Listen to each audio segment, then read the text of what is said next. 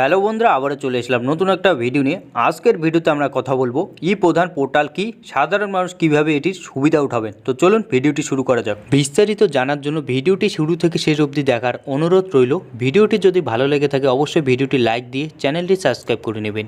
আপনি কি ভারতবর্ষে বসবাস করেন আর এই ওয়েবসাইটের কথা আপনার জানা নেই? তবে এখনই জেনে নিন, ভারত সরকারের সাধারণ মানুষের কথা ভেবে ই প্রধান নামে একটি ওয়েবসাইট লঞ্চ করেছে। বর্তমান সময়ে আপনাদের যে কোনো সরকারি ডকুমেন্ট যেমন ration card, voter card, pan card, income সার্টিফিকেটের মতো গুরুত্বপূর্ণ ডকুমেন্টগুলির নতুন করে আবেদন করতে হলে বিভিন্ন সরকারি দপ্তরের লম্বা লাইনে দাঁড় হতে হয়, অথবা আপনার যদি মনে অনলাইন আবেদন করতে চান তবে বিভিন্ন ওয়েবসাইটের নাম মনে রাখা সাধারণ মানুষের জন্য কষ্টকর ব্যাপার হয়ে ওঠে।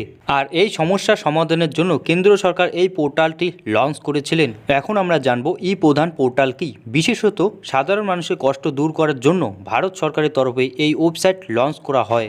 এটি একটি ওয়েবসাইটের মাধ্যমে আপনার ভারতের যে কোনো রাজ্যের যে কোনো সরকারি ডকুমেন্ট জন্য খুব সহজে আবেদন করতে পারবেন। আপনাদের কষ্ট করে বিভিন্ন ওয়েবসাইট নাম মনে রাখতে হবে না, অথবা সরকারি দপ্তরে লম্বা লাইনে দাঁড়াতেও হবে না। সো বন্ধুরা, এখন আমরা জানবো ই প্রধান কিভাবে রেজিস্ট্রেশন করবেন।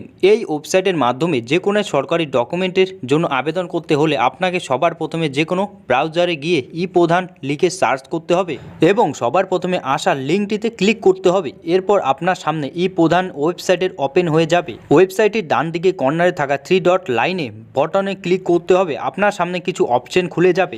এরপর সেই অপশনগুলির মধ্যে সার্ভিস অপশনে ক্লিক করুন এবং তারপর ইউজার রেজিস্ট্রেশন অপশনে ক্লিক করুন। এরপর আপনার সামনে রেজিস্ট্রেশন ফর্মটি চলে আসবে। সেটি থেকে সঠিকভাবে পূরণ করলে আপনার রেজিস্ট্রেশন প্রক্রিয়া সম্পূর্ণ হয়ে যাবে। ই প্রধান সাইটের মাধ্যমে যে কোনো সার্ভিসের জন্য কিভাবে আবেদন করবেন। যে কোনো সার্ভিসের জন্য আবেদন করতে হলে আপনাকে সবার প্রথম রেজিস্ট্রেশন প্রক্রিয়া কমপ্লিট করে নিয়ে লগ ইন করতে হবে।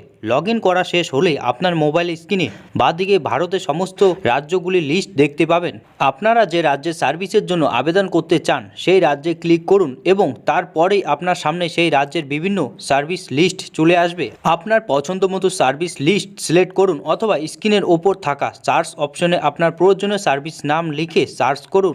এতে ডাইরেক্ট সেই সার্ভিসটি চলে আসবে। এবার আবেদন করার জন্য সেই সার্ভিসটির উপর ক্লিক করলেই সরাসরি আপনি সেই সার্ভিসের অ্যাপ্লাই ফর্মে চলে আসবেন। সো বন্ধুরা, এটাই ছিল আমাদের আজকের ভিডিও। আশা করছি ভিডিওটি আপনাকে ভালো লেগেছে। যদি ভিডিওটি ভালো লেগে থাকে অবশ্যই চ্যানেলটি সাবস্ক্রাইব করে পাশে থাকবেন।